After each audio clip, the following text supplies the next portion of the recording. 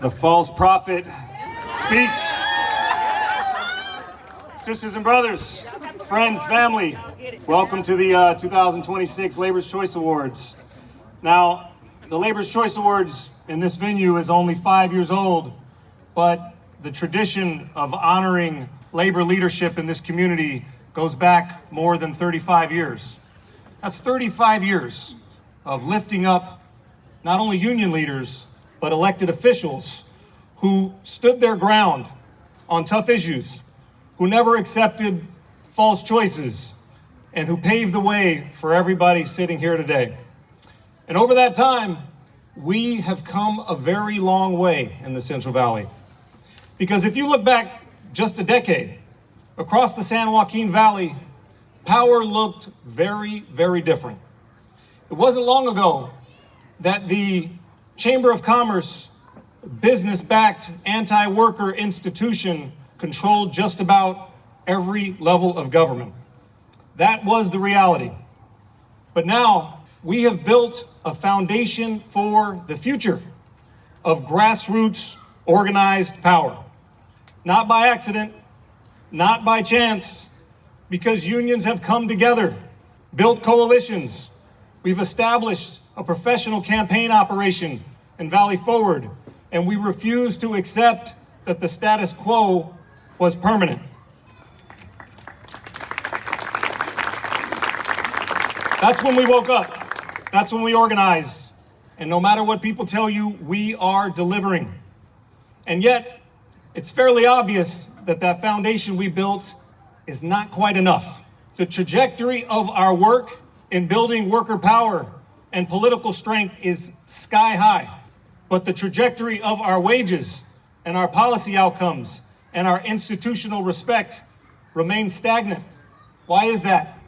This Labor Council is stronger than it ever has been, financially stable, operationally independent, and backed by worker power that grows year after year.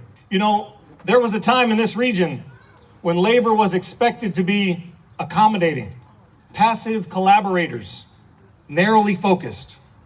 Those days are over. Today, we are community builders. And because our institutions are so weak and misguided and inefficient and broken, our role in guiding their success is more important than it ever has been. Now, we recognize the moment we're in. Educational institutions, local governments, public agencies, they're all facing real financial pressures. Budgets are tightening. We know decisions are hard. We understand that. But what we will not accept are false choices. The idea that the only way forward is to balance the budgets on the back of the working class is unacceptable. That is a false choice. That layoffs are inevitable. That wages should remain stagnant.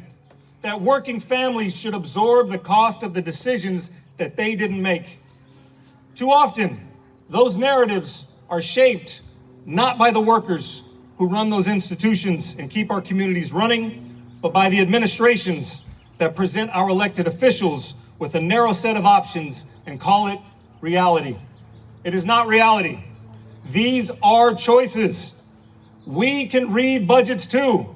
We can also read financial impact reports and environmental impact documents. And when those budgets and those reports show that projects like the Southeast Development Area will be a historical disaster for our air quality, for our inner city neighborhoods, for our existing infrastructure projects, and the finances that pay our city workers, we have an obligation to speak up, all of us, because new development in this community has always benefited and expanded the opportunity for the wealthy, and has never expanded and benefited opportunity for the working class. No matter how much lipstick you put on that pig, we can still see the pig. It's eating our inner city neighborhoods. It's eating our finances, and it's eating our contracts. Now, because I helped organize a coalition, many folks in here today, to oppose the Southeast Development Area, I was recently given a new title, the false prophet of union workers. Can you believe that? And this was by the most influential developer the city of Fresno has ever seen. who also suggested, by the way, that I should resign.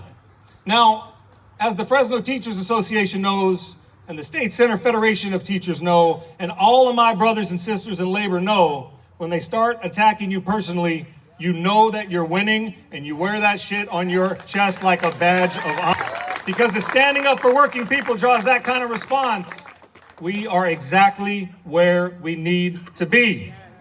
And the truth is, we've been here before. Back in 2013, there was Measure G, when labor stood up to the city of Fresno and another misguided city council who wanted to privatize our trash workers, our sanitation workers. Marina knows, labor stood up.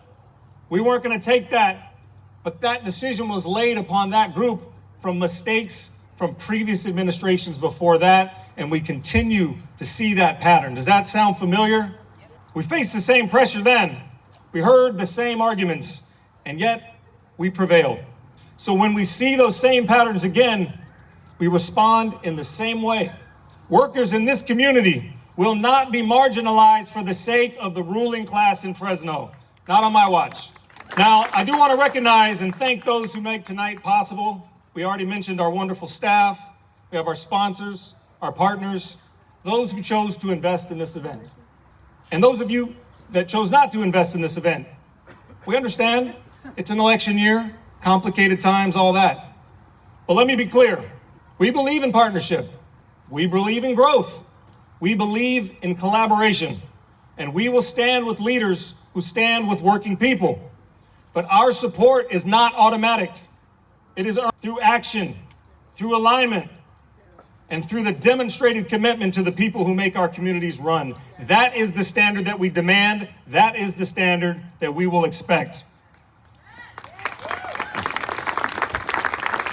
And while we navigate these differences here at home, we should also be honest about perspective. Because of the personality conflicts, the local divisions, the day-to-day items that occupy our attention in local politics, they pale in comparison to what is happening right now in this country. At a time when we should be focused on protecting all of our immigrant families from federal law enforcement, we should be defending also our jobs and our sectors from automation and artificial intelligence, and expanding the right for every worker in this country to have a union contract. That's what we should be up to. We cannot afford to lose sight of what matters most. And that is our shared responsibility, everybody here tonight, to defend democracy, to lift up our neighbors, and to leave this world a better place. Are we all with that? Yes. So tonight, we recognize leaders and institutions who are meeting the moment, and they're the flag bearers of that standard that we expect. Eddie Valero, let's give it up for Eddie Valero for his tireless leadership in Tulare County, where he continues to deliver real wins for our workers despite his colleagues that should not be on that board with him, frankly. Eddie is doing God's work in Tulare County. We all ought to be out there in the next 2 months helping him get reelected. IBW 1245, our union of the year. They are setting the bar in organizing and political work with their Organizing Stewards program, and they are in states all across the country, literally changing the dynamic, winning crucial things that all of our unions absolutely rely on. So thank you to I 1245. This award to your organization is long overdue. And to the UC Merced Community Labor Center for fundamentally and historically establishing a new narrative for workers in the Central Valley, and for investing in worker-centered organizations. Let's give it up for our awardees. So tonight represents something much bigger than a movement that we've been building here at the Labor Council for decades. It represents a moment in time, both nationally and locally.